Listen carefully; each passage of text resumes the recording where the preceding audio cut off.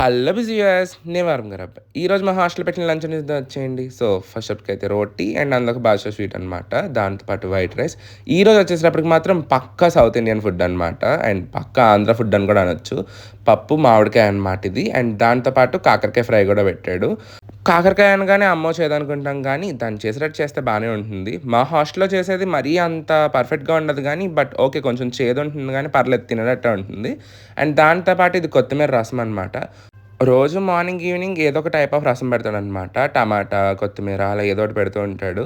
And Pakka south food అన్నాను కదా! ఈ మజ్జిగ చారు కోసం అనమాట. అండ్ దీన్ని కొంతమంది మజ్జిగ పులుసు అంటారు. అండ్ మజ్జిగ చారు అని కూడా అంటారు. లాస్ట్ టైం వీడియో పెట్టినప్పుడైతే చాలామంది మజ్జిగ చారు కాదు, మజ్జిగ పులుసు ఆర్ రకరకాల పేర్లతో చెప్పారు. బట్ మా సైడ్ మాత్రం మజ్జిగ చారు అంటారనమాట. ఇంకా టేస్ట్ విషయానికి వచ్చేసేటప్పటికి బాదుషా స్వీట్ అయితే చాలా బాగుంది. అండ్ మామిడికాయ పప్పు కూడా టేస్ట్ బాగానే ఉందనమాట. కాకపోతే తొక్కలతో మామిడికాయ పప్పు వండేస్తాడు. అదే కొంచెం కొంచెం తొక్క తీసి వండితే బాగుండు అనిపిస్తూ ఉంటుంది. అండ్ ఇంకా మజ్జిగ చారు, పప్పు, కాకరకాయ ఫ్రై మొత్తం 3 బాగున్నాయి అనమాట.